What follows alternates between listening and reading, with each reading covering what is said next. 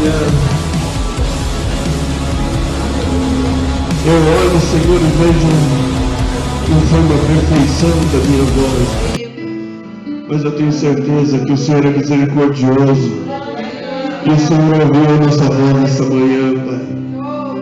Esse último hino diz que a tua voz é poderosa, que o teu poder é tremendo, que a tua voz, Senhor amado, é como um barulho de muitas águas, e quando ela sai do seu trono, essa voz, Senhor amado, ela balança, estremece a terra, ela estremece a nossa alma, estremece o nosso coração, Senhor, balança o nosso ser, Pai. E mais uma vez, Senhor amado, nós carecemos da tua atitude, da tua ação sobre nós, sobre a nossa família, Pai. Senhor amado, onde só tu pode colocar a mão, onde a nossa mão não alcança, a mão da família não alcança, ninguém tem o poder para alcançar, Pai. Por isso nós consagramos e entregamos tudo a ti, ó Deus, pois tu tens a saída para todas as coisas. E nós queremos, Senhor amado, te agradecer por esta manhã, por esta porta aberta, pela vida do Bruno, pela vida do Vilma, Senhor amado, pela nossa vida e pela nova oportunidade que nós temos neste dia, Senhor. É uma nova semana que se inicia, onde o teu nome pode ser poderosamente glorificado sobre nós, e haverão oportunidades onde o teu nome será glorificado sobre as nossas vidas, ó Pai, porque todas as circunstâncias são criadas para o teu nome ser engrandecido, Pai. E nós te louvamos nesta manhã e te agradecemos em nome de Jesus Cristo. Amém, Jesus. Aplauda o Senhor, amém. Glória a Deus. As irmãs podem se assentar.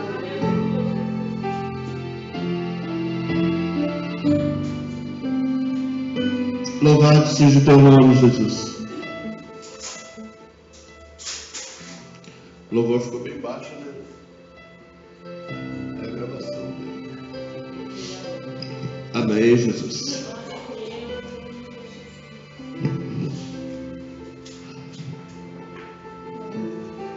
Não é a mensagem que eu quero ler, mas eu gostaria que você abrisse a sua Bíblia no livro do profeta Naum, capítulo 1.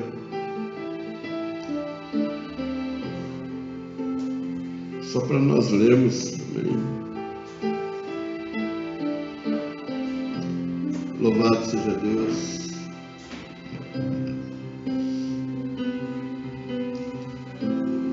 Aleluia, Jesus.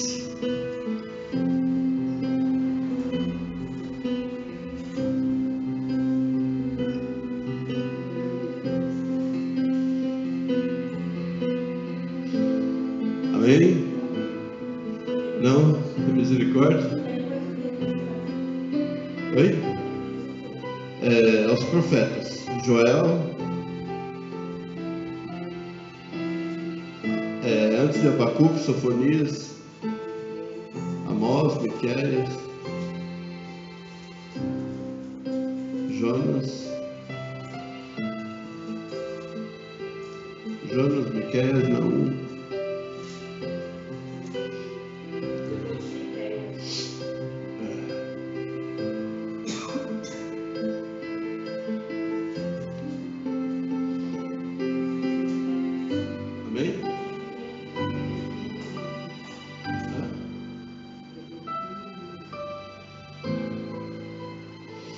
Glória a Deus, aleluia, Jesus. Bendito seja o teu nome, Pai. Aleluia. Engrandecido seja o teu nome, Senhor amado, sobre esse lugar, sobre as nossas vidas.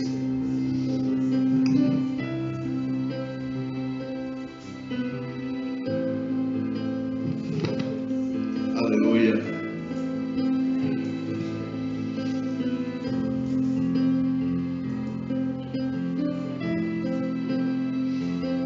Amém? Glória a Deus, aleluia. Então vamos lá. Nós vamos ler juntos o verso 3 e o verso 7. Tá bom? Do capítulo 1. Vamos lá.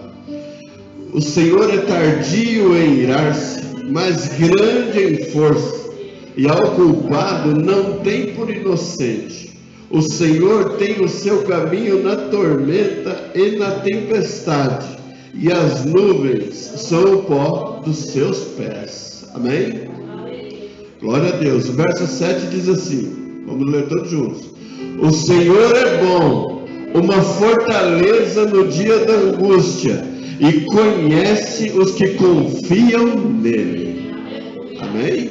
Vamos ler de novo o verso 7. O Senhor é bom, uma fortaleza no dia da angústia, e conhece os que confiam nele. Amém?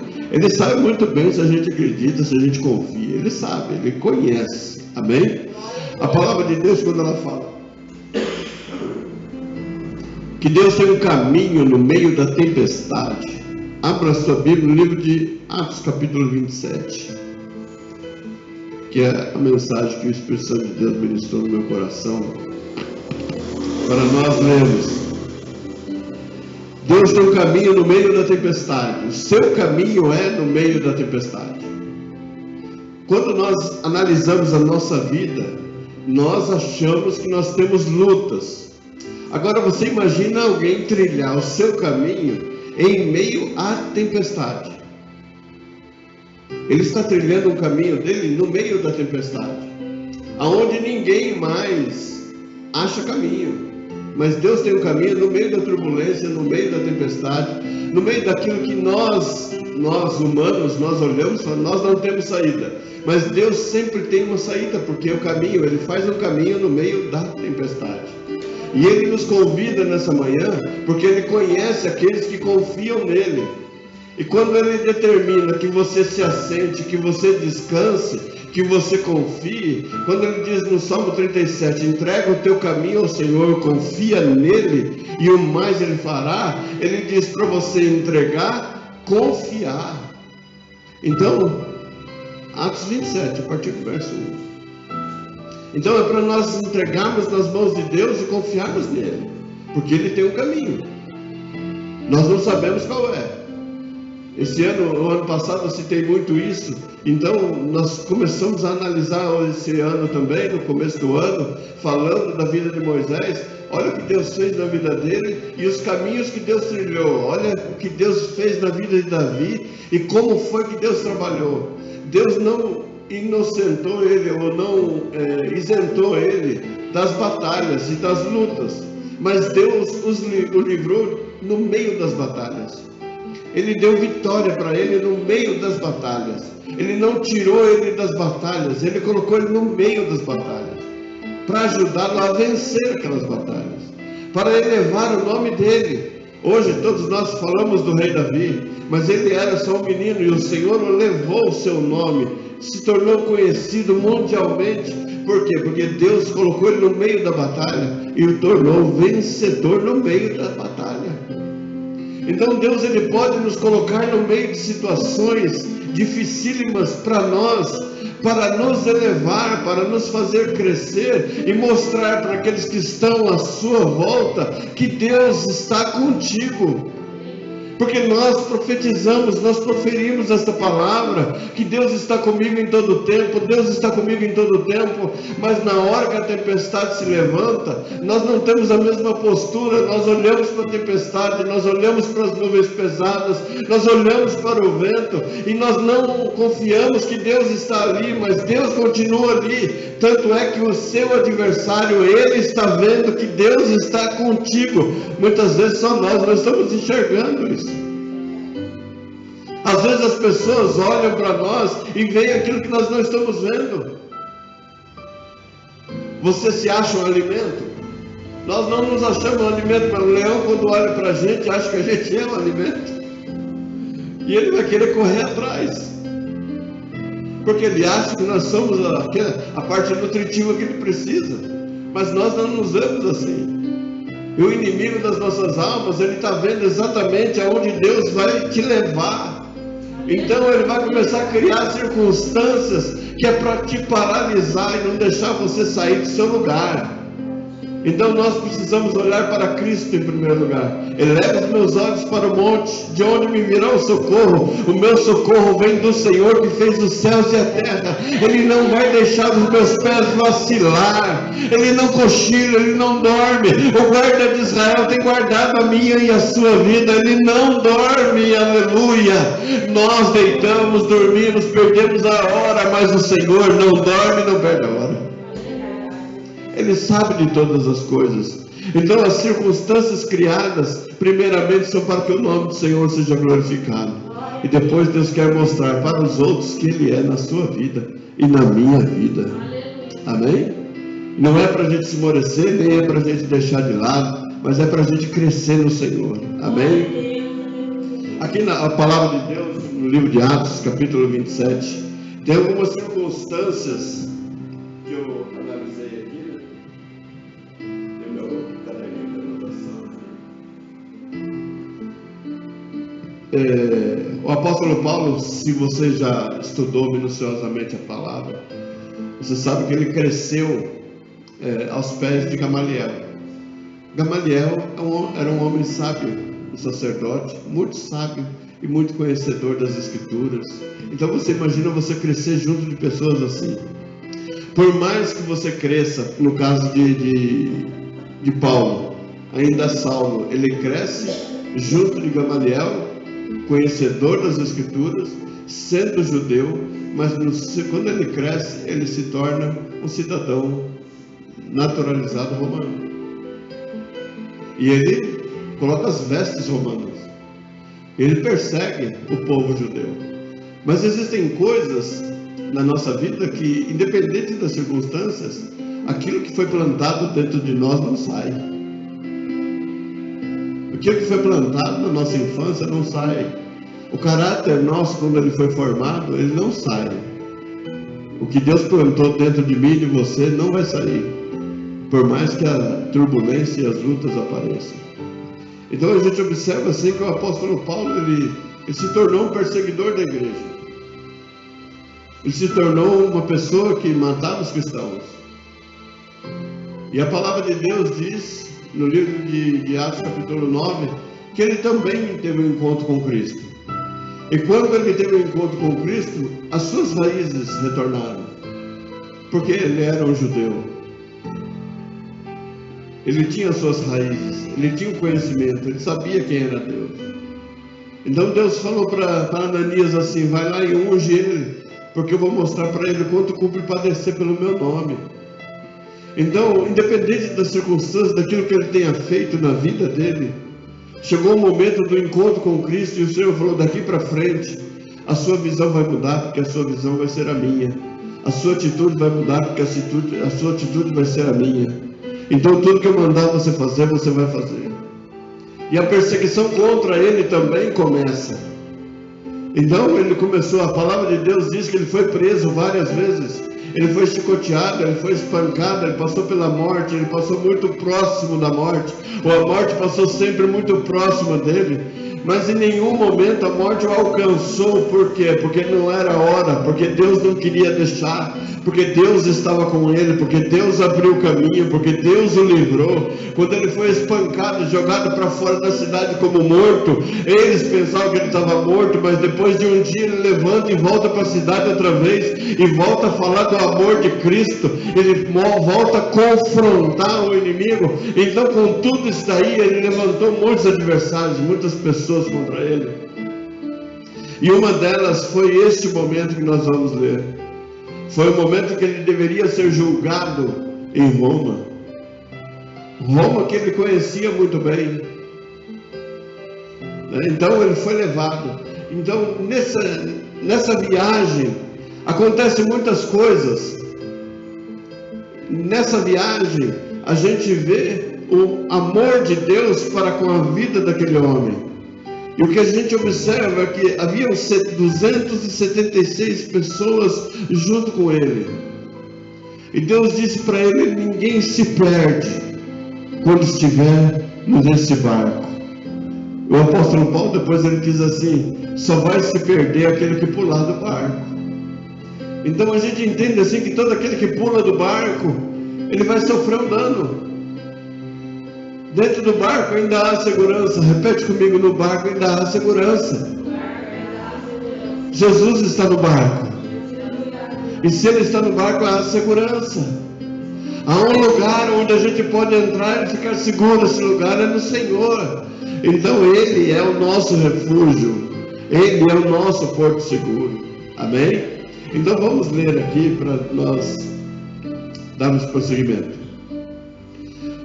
Como se determinou que havíamos de navegar para a Itália, entregaram Paulo e alguns outros presos a um centurião por nome Júlio, da corte Augusta.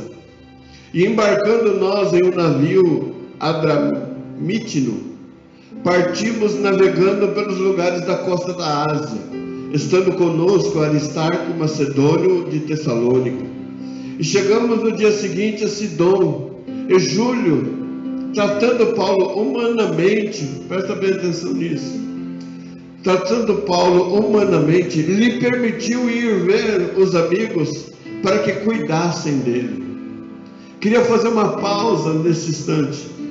Paulo era preso,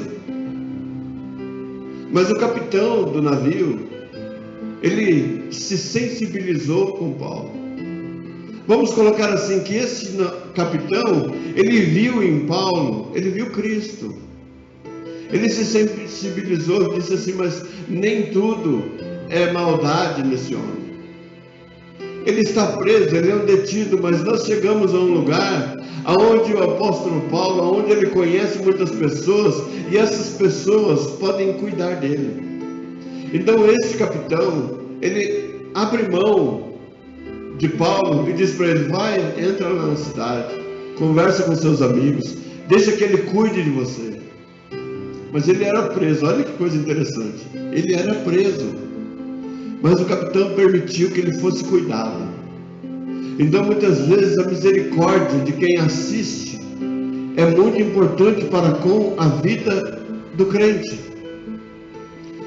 O chefe, vamos colocar assim, o capitão é o chefe, a misericórdia do chefe, o olhar dele para com a nossa vida, e começar a compreender, porque afinal de contas nós estamos presos àquele sistema, mas a misericórdia da liderança faz com que ele abra mão muitas vezes da sua liderança, para que você seja beneficiado, para que você possa se alimentar, para que você possa entrar na cidade e ser cuidado, para que as suas vestes sejam trocadas, para que você tenha uma noite tranquila, uma noite abençoada. Eu diria assim que é o alívio do peso, porque para o homem que estava sendo levado, para o homem que estava sendo levado cativo, para o homem que estava sendo levado preso, o que ele precisava? Ele precisava de cuidados, ele precisava de amor, ele precisava de... Pois não? Pode lavar, pode pegar aí. Ele precisava desses cuidados. Então, precisando desses cuidados, o capitão lhe permitiu que fosse até entrar na cidade, que fosse falar com seus amigos. Alô? Amém? Que fosse falar com seus amigos, que fosse falar com pessoas próximas.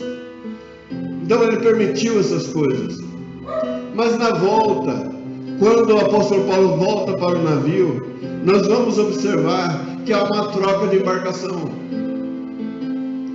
Quando há uma troca de embarcação, há também uma troca de rota, há uma troca de objetivos e há uma troca de mentalidade. Então você imagina, você troca um capitão que gosta de você e coloca um que não vai com a sua cara. O que vai acontecer? Nós vamos ter que suportar as aflições desse capitão que não vai com a nossa cara. Nós vamos ter que estar juntos. Mas qual vai ser a diferença no navio? Quem vai ser a diferença no navio? Vira para a pessoa que está ao seu lado e diz para ela: você faz a diferença no navio. Você que vai fazer a diferença. A A mentalidade do capitão pode não ser a mentalidade de Deus, mas quem vai fazer a diferença no navio vai ser você. E o nome do Senhor vai ser glorificado. E partindo dali, fomos navegando abaixo de Chipre, porque os ventos eram contrários. Quando navegamos com o vento contra. Há um jovem uma vez que veio conversar comigo, ele passando por muita aflição, e aflição de jovem é sentimento, namorada, todas essas coisas, e ele sofreu muito, mas sofreu muito. Eu pegava ele, levava ele para o estacionamento do Oeste, conversava com ele, e ele chorava demais, e eu só dizia para ele assim: meu filho, compra uma moto e viaja. Você vai sentir aquele vento no rosto, o vento vai vir contrário, você vai sentir aquele vento, você vai ver que delícia que é. Você não sabe do que Deus está te livrando. Mas o sentimento, ele não queria saber disso. Ele queria saber daquela pessoa, mas ele sofreu. Passados alguns anos, a gente está na porta da igreja, encosta um rapaz de moto, de capacete. O capacete combinava com o macacão, com a roupa tudo de couro, bonito, né? E ele de dentro do capacete falou: oi, pastor. Não dá para ver quem que era, tudo escuro. Aí quando ele tirou o capacete, falou: sou eu. De moto, a moto linda, roupa linda. Eu falei: glória a Deus, meu filho. Eu falei: trouxe aqui para o Senhor consagrar ela para mim. Aleluia. Eu falei: o que você precisa disso? Tomar vento. E hoje ele só está no Canadá, casado com outra pessoa e vivendo a vida dele no Canadá. Louvado seja Deus por isso. O vento é contra, e muitas vezes nós vamos ter que enfrentar esse vento. Nós vamos ter que usufruir dele, porque se você está na embarcação, você precisa do vento. Seu combustível é o vento. Então como é que você vai? Amém?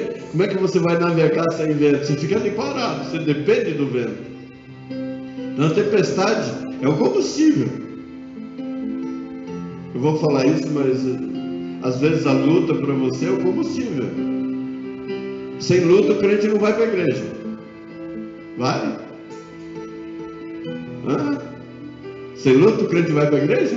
Vai nada. Então a luta é o combustível do crente. Eu tive um pastor que ele dizia assim, que o diabo é o mal necessário. Porque se não tivesse diabo, o povo não era crente. Há uma irmã que numa reunião de oração, ela disse assim: não sei por que a gente tanto ora contra o diabo, por que a gente não ora para que ele se converta? Seria mais fácil, pelo menos assim. Não, é o mal necessário. A luta da nossa vida é uma tempestade preparada e levantada para um combustível, para nos impulsionar aí adiante. Porque senão a gente fica estabilizado, a gente fica parado. E o que acontece com a água parada? O que gera? O que acontece se a gente ficar muito tempo parado? Amém?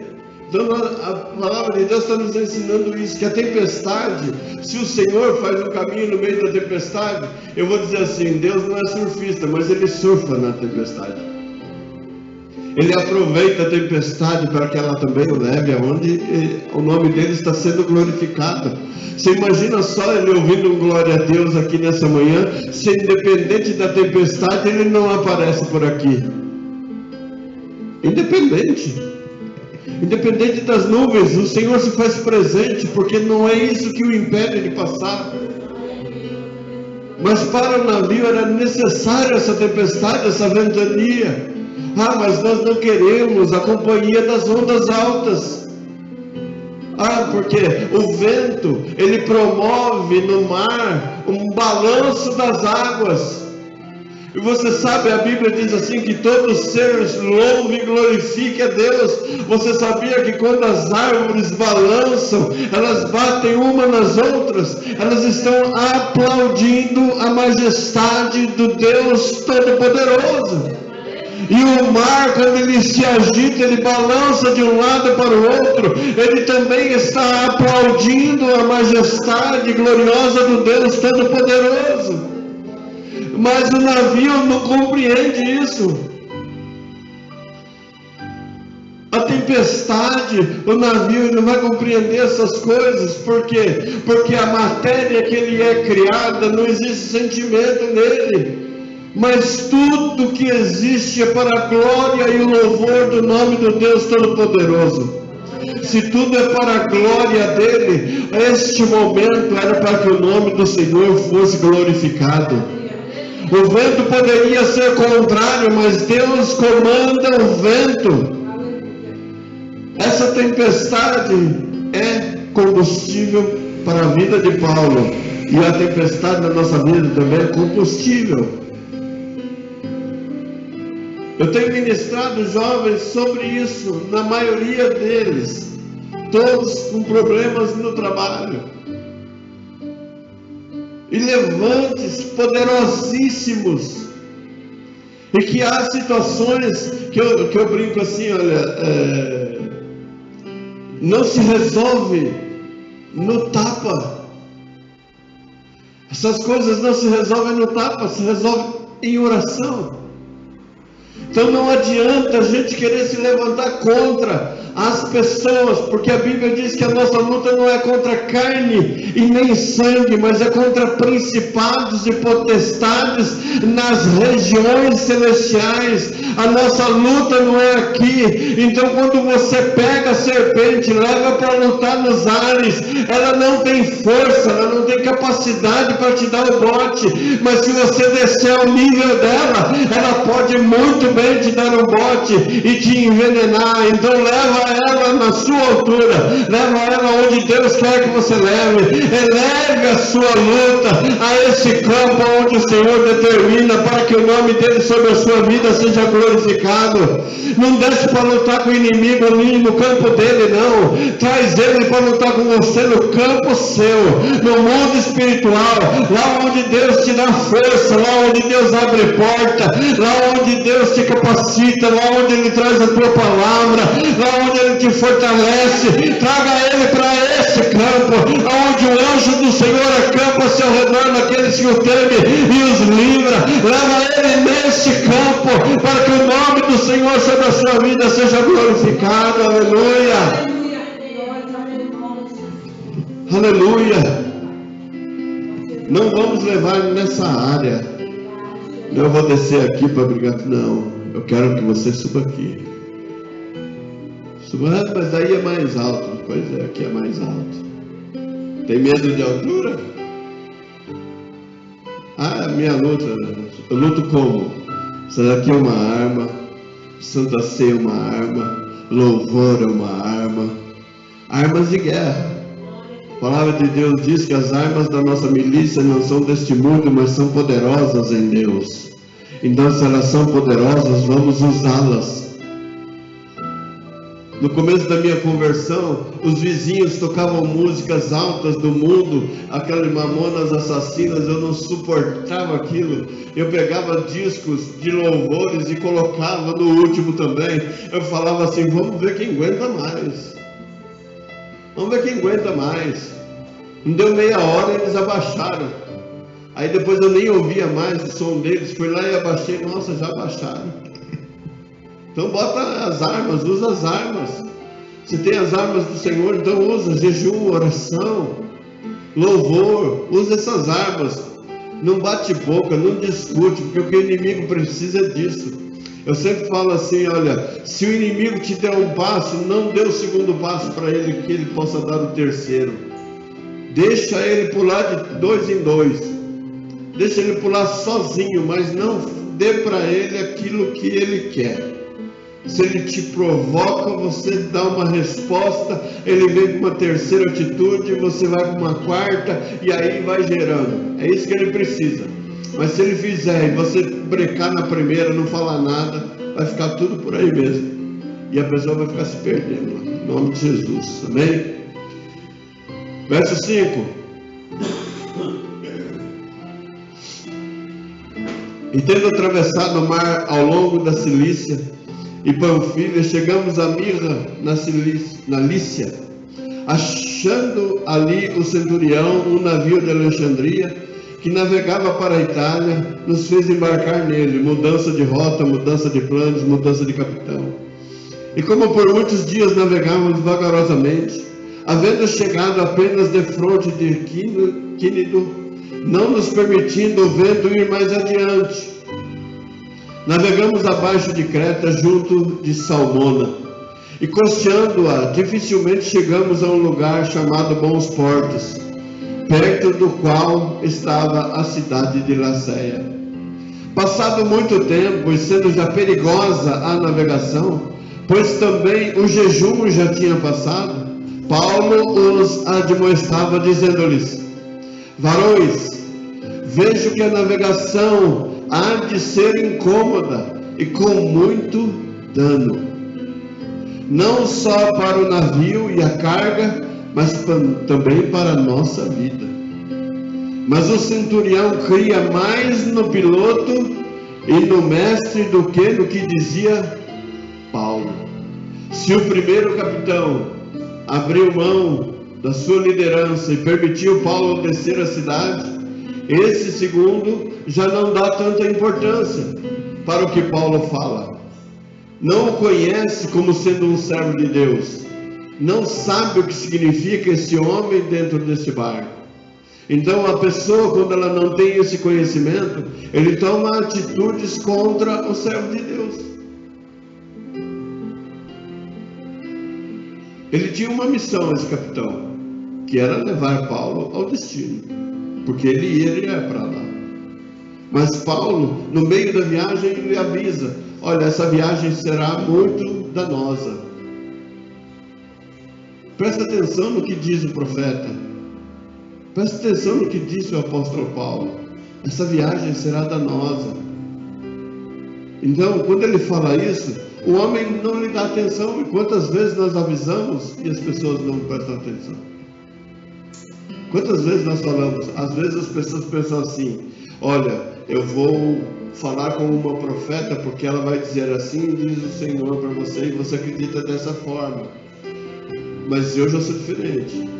A irmã Vilma sentada ali, ela pode falar algo que Deus está colocando dentro do meu coração. A Bruna pode falar algo que Deus está colocando dentro do meu coração, numa conversa.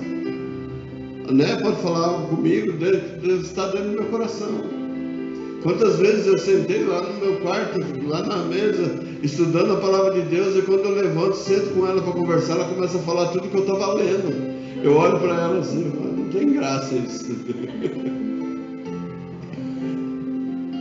Por quê? Porque Deus, ele trabalha em todos os aspectos, de todas as formas. Ele pode usar as nossas vidas. Então, quando a gente recebe um aviso como esse, fala assim: olha, a viagem vai ser danosa, então presta atenção. Há uma mãe que viu a filha se preparando para uma viagem junto com os amigos para a praia, e ela disse assim para aquela filha: filha, posso te dar um conselho? Ela falou: pode, mãe. E os amigos todos ali se preparando, arrumando o carro, tudo. Ela falou assim: por que você não leva Jesus junto com você? Aí ela falou assim: mãe, não tem espaço, né, mãe? Como a gente vai colocar essa bandeja de ovos no porta-mala? Deixa Jesus ir no porta-mala. Eles viajaram, houve um acidente de carro, amassou tudo, o que sobrou foi o porta-mala, onde estavam os ovos, e os ovos não se quebraram. Aonde a gente vai colocar Jesus? Vamos colocar ele como capitão, no comando. Não, Senhor, eu quero te colocar como no comando de todas as coisas. Eu quero que o Senhor tome conta de tudo. E o que o apóstolo Paulo, ele avisa o comandante sobre isso. Verso 12 diz assim: e como aquele porto não era cômodo para invernar ou passar o inverno, então você imagina só a luta deles, a tempestade, os ventos contrários, e você se aproximando do inverno. Uma vez eu vi uma filmagem sobre a costa da África. As ondas assim são altíssimas demais. O tubarão grandão lá mede 12 metros. viu uma foto do tubarão saindo da água assim para pegar o homem no helicóptero, que eu vi o tamanho dele e falei, nossa, 12 metros de comprimento, tubarão enorme. Então a costa da África, por onde eles passaram, é um lugar perigosíssimo. Fora estar muito próximo da costa, significa estar muito próximo das rochas. Então o vento poderia empurrar para as pedras, que era o que estava acontecendo, que o apóstolo Paulo estava vendo. E o homem não quis dar atenção para isso. Mas ele avisou, falou, a viagem vai ser danosa, é muito perigoso. Então ainda vem o inverno. Então quando todas as coisas começam a contribuir contra, a Bíblia fala que todas as coisas contribuem para o bem daqueles que amam a Deus. Mas aí a gente observa, fala assim, Senhor, a tua palavra diz que todas as coisas concorrem em conjunto para o bem daqueles que te amam. Então quer dizer que a irmã Adriana deitada na cama do hospital, isso é para o nosso bem? Quando a gente perde uma pessoa, um ente querido, e vai até o cemitério, aquilo é para o nosso bem? A Bíblia diz que todas as coisas concorrem em conjunto para o nosso bem. E a Bíblia não mente. Então nós estamos vendo aqui que todas as coisas estavam trabalhando em conjunto contra. Mas só que Deus tinha um propósito. Aquele homem é que tirou o rumo. Alguém no caminho tirou o rumo. Eu quero dizer para você nessa manhã que alguém pode ter te orientado e tirado você da direção, mas você pode até ter mudado a direção, porém o destino seu será o mesmo. O seu destino será a glória. Independente das circunstâncias e da volta que a gente precise dar para chegar no nosso objetivo e no nosso destino, mas nós vamos chegar para a glória e o louvor do nome do Senhor e Salvador Jesus Cristo. Nós olhamos e analisamos assim que as circunstâncias elas estão contrárias, mas Deus está conosco. A palavra de Deus diz que o Deus de Jacó é o nosso refúgio. Diz que Ele é a nossa fortaleza. Diz que Ele é o nosso socorro bem presente na hora da aflição. E o profeta, ele disse que ele conhece os que confiam nele. E o apóstolo Paulo era alguém que confiava em Deus. Porque não confiava porque ouviu falar de Deus. Ele andava com Deus. Ele andava com Cristo. Ele teve um encontro com Cristo. E crente que tem encontro com Cristo é diferente do crente Nutella, que qualquer luta ele foge. O crente raiz mesmo, ele suporta as aflições em Cristo. A Bíblia diz que ele é como a palmeira, ele pode até se curvar, mas ele não quebra. Louvado seja Deus. E na hora da sua maior luta, ele se dobra diante do Deus Todo-Poderoso. Ele reconhece a soberania de Deus, porque ele confia em Deus, ele sabe que Deus tem uma saída. Nós estamos aqui hoje pela manhã, a irmã Adriana deitada lá na cama do hospital, o coração da minha esposa entristecido, o coração de toda a família abatido, esperançoso. A gente sabe de todas as circunstâncias, mas nós temos uma esperança, nós temos um Deus que tem um caminho no meio da tempestade, nós temos um Deus que cria um caminho no meio do mar vermelho, nós temos um Deus que opera maravilhas, que cura, liberta, transforma. Nós cremos e nós buscamos a Ele. E Deus não quer que a gente fique sentado em casa lamentando. Ele diz assim, ó, levanta e me adora, busque a minha face, que eu estou convosco. Aleluia. Bendito seja o nome do Senhor por isso. Aleluia.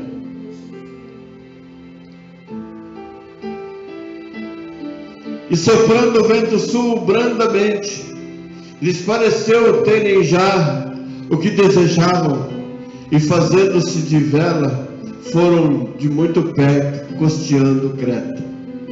Mas não muito depois, deu nela um pé de vento chamado Euroaquilon, e sendo o navio arrebatado, e não podendo navegar contra o vento, dando de mão a tudo, nos deixamos ir à deriva,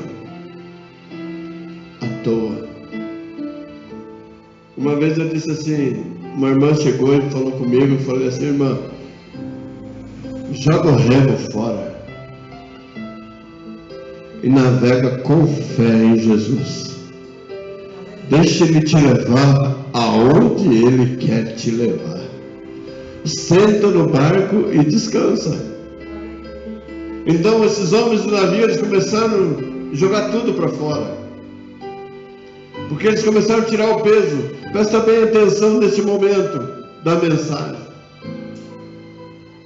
Eles começaram a aliviar o navio, porque o vento era muito forte, era um vento diferente, era um vento que os balançava, que os obrigava a ter medo, para dizer assim: não, agora nós não vamos conseguir, agora não vamos morrer todo mundo.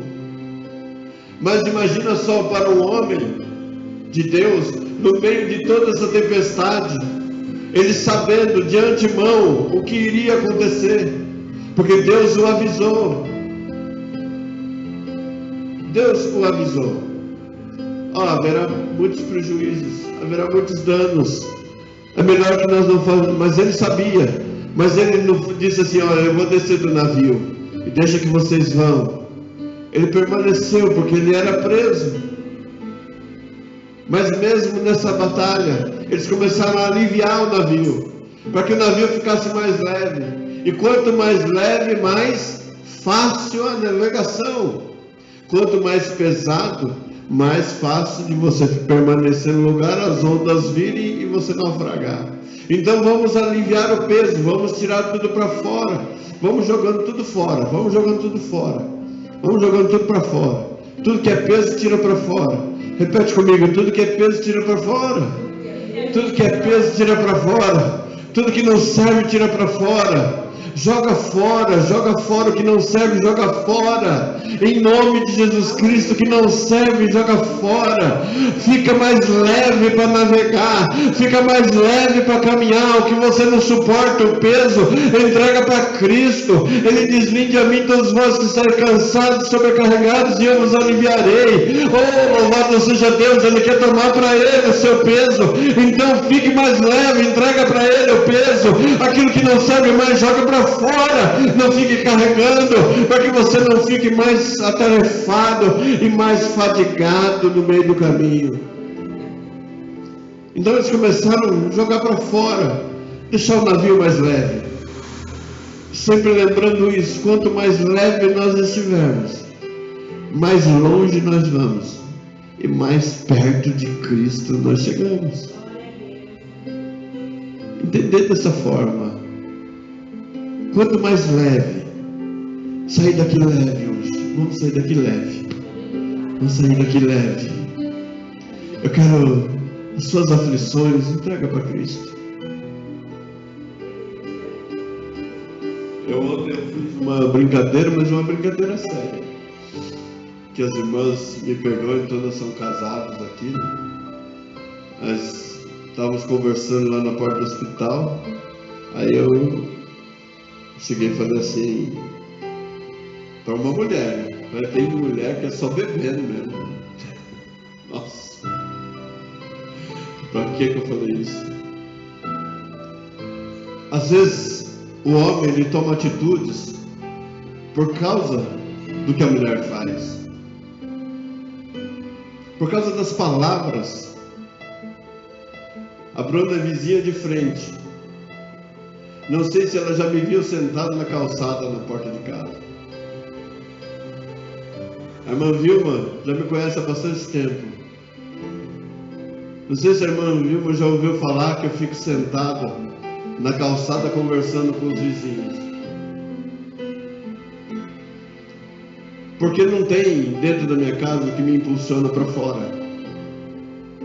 E tem muitos homens que quando a mulher diz para ele assim: você não serve para nada, essa palavra na cabeça dele, o leva para a bebida, ou o leva para a droga, ou leva para a casa da mãe dele, porque a mãe dele vai dizer para ele: você é meu neném.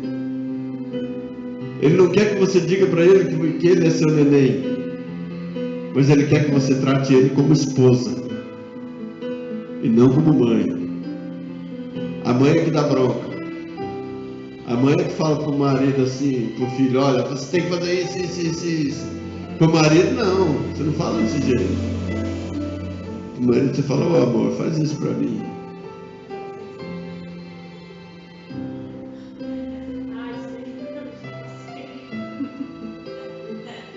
Deus sabe o que ele está falando. A gente perde. Tem coisas que eu vou falar porque Deus está me orientando a falar isso. A mulher sábia, ela consegue as coisas muito mais rápido, com muito mais eficiência, com muito mais dedicação, por causa da sua palavra e do seu jeito de falar. Se você perguntar para minha esposa: seu marido gosta de ser mandado? Nossa, quando ela começa, para. Porque todos nós gostamos de ser espontâneos. Ah, mas se a gente ficar esperando o homem fazer, vai demorar um ano, mas vai fazer. A mulher faz 50 coisas de uma vez. Só que no outro dia ela vai fazer as mesmas 50 coisas de novo. E depois 50 de novo. E depois 50 de novo. E depois 50 de novo. E o homem vai estar esperando ela terminar sentado. Porque não é aquilo que ele quer fazer. Ele fica esperando uma atitude da mulher para com ele, para que ele esteja no meio do problema dela, e resolvendo tudo.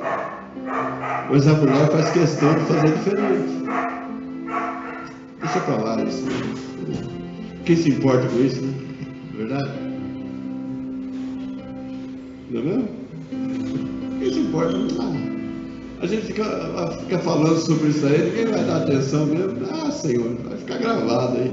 Quem sabe um dia alguém vai prestar atenção nisso, não é verdade? Mas tem muita coisa. O homem, ele carrega a mulher no colo.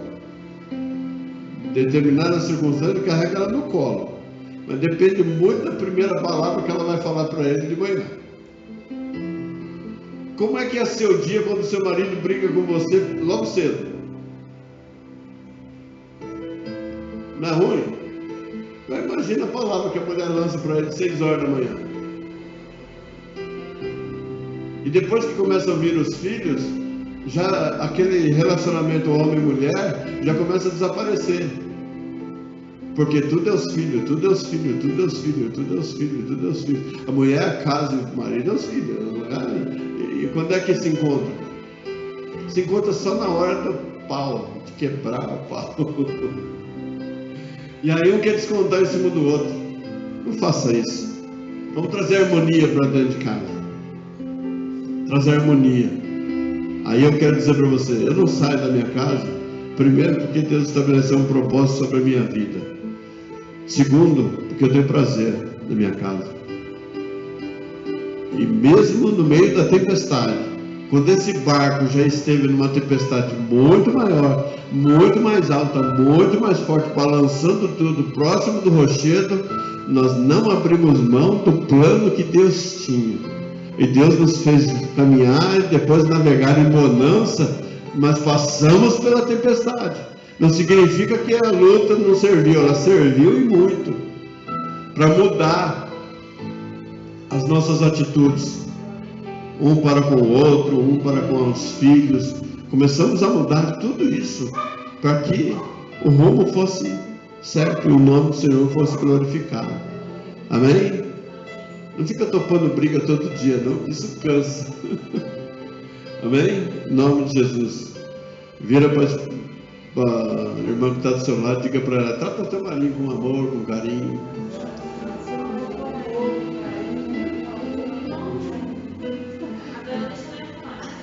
Hã? na hora dela ela fala. Eu sei bem com o que eu estou lidando, filho. Eu sei bem com o que eu estou lidando. Mulher, ela é feminista. Ela gosta de se defender. Mas a Bíblia chama de principado de Jezabel. Então, aí eu já vou pegar mais forte. O negócio é bem profundo. Então, eu sei bem o que eu enfrento. Eu já tive essa igreja aqui com 10, 12 mulheres e 3 homens.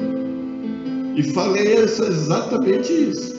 Mas se vocês quiserem pegar lá fora, vocês podem pegar. Tem medo não. Tem medo de falar nada não.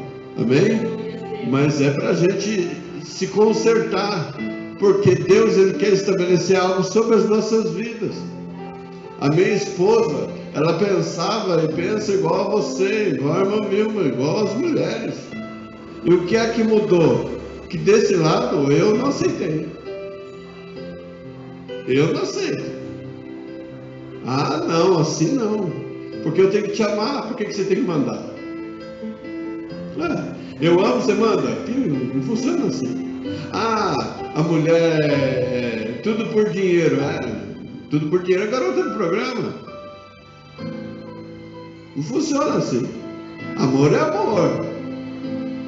Eu te amo, você me ama. Então o amor o que é? É o sentimento de alguém que sempre deseja o bem do outro. Então vamos nos amar. É essa a direção aqui. Porque senão a coisa começa a mundanizar. E começou a mundanizar e mundaniza para todo mundo. Amém? Jesus, por que eu entrei nisso? Para sair depois é complicado. Amém? Então nós precisamos entender que nós temos, a nossa casa é um barco. É um navio. Quem é o capitão? É Jesus. Em todos os lares é Jesus o capitão? Nem todos. Quem é o capitão? É o homem. Se no primeiro navio Jesus era o capitão, no segundo navio quem era? Era o homem. E o homem vai nos levar à turbulência. E o homem vai nos levar à perda de muitas coisas. Mas o destino será sempre o Senhor e Salvador Jesus Cristo. Porque essa batalha, essa luta que eles precisavam, era para o crescimento deles. E essa batalha que nós temos é para o nosso crescimento. O dia que a Né for pregar, eu vou chamar você. Em nome de Jesus. Em nome de Jesus. Amém? Eu só sou o que sou hoje por causa dela. Né? Então, eu sei bem como é que funcionam essas coisas. Amém? Em nome de Jesus. Vamos lá, onde que eu parei?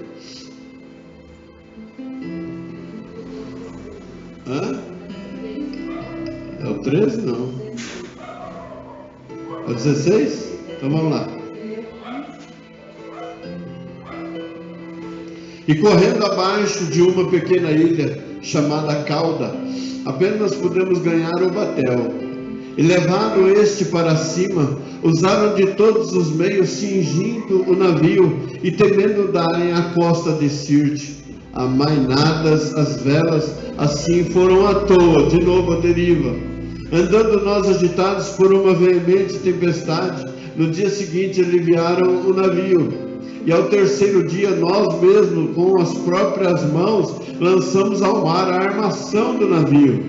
E não aparecendo, havia já muitos dias, nem sol, nem estrelas, e caindo sobre nós uma tão pequena tempestade, uma não pequena tempestade, fugiu-nos toda a esperança de nos salvarmos, havendo já muito que se não comia. Então Paulo, pondo-se em pé no meio deles, disse: fora na verdade razoável, ó varões, ter-me ouvido a mim e não partir de Creta, e assim evitariam este incômodo e esta perdição. Significa o quê? Eu vou dizer isso. Como o apóstolo está falando?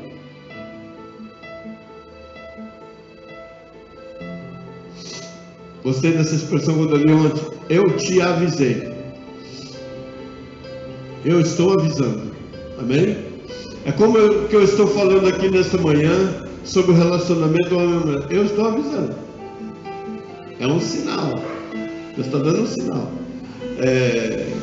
Não é aberta a discussão. Eu estou avisando. O profeta, ele está avisando. O servo de Deus, ele está avisando. Você aceita se quiser. Se não quiser, segue o fluxo. Vamos seguir. Vamos seguir na vida. Assim era a viagem deles. Eu avisei vocês que lá atrás que isso iria acontecer. E o que era para ser feito lá atrás? Mudança de rota, mudança de postura. Vamos fazer diferente. Não vamos permitir que essas coisas aconteçam. Vamos alcançar o nosso objetivo. Vamos nos unir mais. Vamos buscar em Deus. Amém? Para quê? Para alcançar um objetivo melhor. Para que não precisemos passar por essa situação. Amém? Então vamos lá. Onde que eu parei? 22. Mas agora vos admoesto a que tenhais bom ânimo, porque não se perderá a vida de nenhum de vós, mas somente o navio. Mas agora vos admoesto a que tenhais bom ânimo, porque não se perderá a vida de nenhum de vós, mas somente o navio. Porque esta mesma noite o anjo de Deus, de quem eu sou e a quem sirvo, esteve comigo, dizendo: Paulo, não temas, importas que sejas apresentado a César, e eis que Deus te deu todos quantos navegavam contigo. Portanto, ó varões, tende bom ânimo, porque creio em Deus que há de acontecer, assim como a mim me foi dito. É contudo necessário irmos dar numa ilha. E a palavra de Deus diz que eram 276 almas, 276 pessoas que dependiam de um homem, desse homem servir a Deus.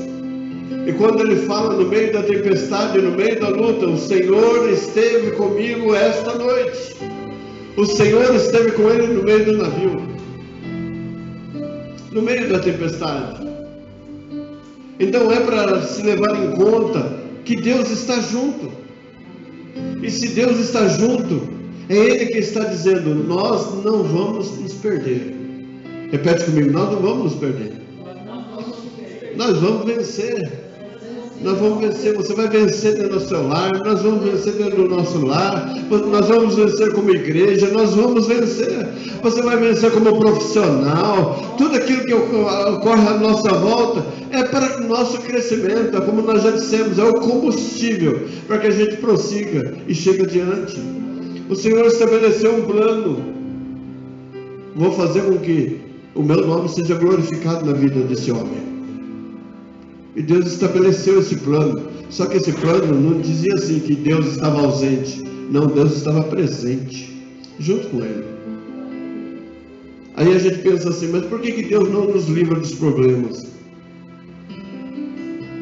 É uma pergunta muito recorrente. Por que Deus não nos livra do problema? Por que Deus não nos livra do diabo? Por que Deus livra a gente dentro da fornalha? Por que Ele tem o prazer de estar conosco dentro da fornalha? Porque o que vai impactar o povo não é o fato do diabo não existir mais, nem a luta existir mais. O que vai impactar o povo é eles olharem para você e ver Jesus andando com você no meio da fornalha. É isso que vai impactar ele. O que vai impactar eles é ver o anjo do Senhor junto com você na cova dos leões. É isso que vai impactar eles. O que vai impactar eles vai ser o momento da saída da boca da cova dos leões, você saindo vivo. Isso é que vai impactar o mundo. O que vai impactar o mundo é aquele nosso adversário tramando contra nós, manipulando contra as nossas vidas, e todos os dias ele nos vendo vitoriosos. Isso é que vai impactar eles. Não é o fato de Deus chegar e falar assim: olha, a partir de hoje o diabo não existe mais, mas o nome dele sempre será glorificado sobre a sua vida. Ele poderia ter livrado Paulo desse acontecimento, mas o Senhor o introduziu dentro desse acontecimento para manifestar o poder dele e para salvar 276 pessoas. E nós precisamos entender isso, que aonde nós fomos plantados, Deus tem um propósito de salvação. Não significa que o nosso trabalho é uma igreja. Eu, quando trabalhava na farmácia, a pessoa ia lá para... Se alguém falasse assim, eu queria pedir oração aqui dentro da farmácia, eu não orava dentro da farmácia. Mas se você quiser oração, nós vamos lá na igreja. Aqui eu vendo remédio. Se você veio aqui porque você precisa de remédio, e eu estou aqui para te vender remédio, porque o que vai sustentar a minha família é o meu salário dessa farmácia. E ele dizia, mas se eu quiser oração, aí você vai lá na igreja, lá eu oro por você. Se eu começar a orar por você aqui dentro da farmácia, a farmácia vai falir e nós não vamos vender mais nada. Porque eu creio que Jesus cura, liberta, transforma e batiza com o Espírito Santo. Amém? Eu creio dessa forma. Então as circunstâncias criadas pelo Senhor na vida do apóstolo Paulo e nas nossas vidas, primeiro é um combustível para a gente crescer, segundo que ele quer que manifeste a glória dele sobre a sua vida. Amém? Vamos colocar de pé, queridos, em nome de Jesus. Em nome de Jesus.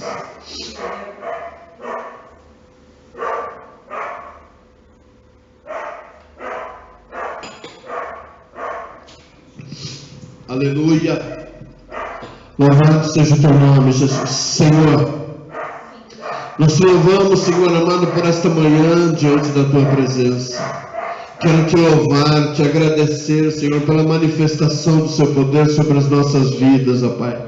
Senhor amado, e apesar das ondas contrárias, apesar do vento contrário, apesar das dificuldades, ó Pai, nós temos colocado nossos olhos em Ti, ó Deus. Nós estamos elevados nossos olhos até a Tua presença e contemplado, Senhor amado, as Tuas maravilhas e crido, Senhor, na nossa alma, que Tu és o Deus poderoso, que pode fazer todas as coisas. Mas em primeiro lugar, Senhor amado, as circunstâncias, elas estão servindo, Senhor amado, para moldar o meu caráter, o nosso caráter, para que nós, Senhor amado, estejamos dentro da sua vontade e vivamos, Senhor amado, segundo a sua forma, para que o teu nome sobre nós seja glorificado. O Senhor é o Deus da igreja e nós somos a igreja, Senhor. Nós não comandamos a Ti, é o Senhor quem nos comanda, é o Senhor que está como capitão desse navio, é o Senhor que nos encaminha, é o Senhor que nos dirige, e muitas vezes o Senhor vai nos levar por caminhos difíceis, por caminhos de ventos contrários, por ondas gigantes, por manifestações, Senhor amado, contrárias às nossas mente, ó Pai amado, por opiniões que são contrárias à nossa, mas o Senhor nos leva por esse caminho, porque o Senhor tem um objetivo para cada um de nós, ó Pai, e nós, Senhor amado, podemos mudar o caminho, mas o objetivo será o mesmo, e o Teu nome com certeza sobre nós será glorificado. Abençoa, Senhor amado, o nosso domingo, abençoa o nosso dia, abençoa a nossa semana, que tenhamos uma semana vitoriosa na Tua presença, e que o Teu nome, somente o Teu nome, seja poderosamente glorificado, em o nome de Jesus Cristo, é o que eu te peço nesta manhã. Amém, Jesus, amém, Jesus, amém, Jesus, louvado seja Deus. A minha pergunta para você é essa: você quer viver em paz ou você quer viver em guerra? E que a graça do nosso Senhor e Salvador Jesus Cristo, o amor de Deus, o nosso Pai, a comunhão e a consolação do Santo Espírito de Deus esteja com a Igreja Vitoriosa de Jesus Cristo aqui reunida e todos os irmãos de um amém. Está encerrado em nome de Jesus. Cumprimento o irmão com a paz do Senhor. Por gentileza, não esquece do pastor. Se sobrar um abraço aí, me dê. Em nome de Jesus. Amém. Quarta-feira, o irmão Rodrigo vai estar ministrando a palavra aqui em nome de Jesus.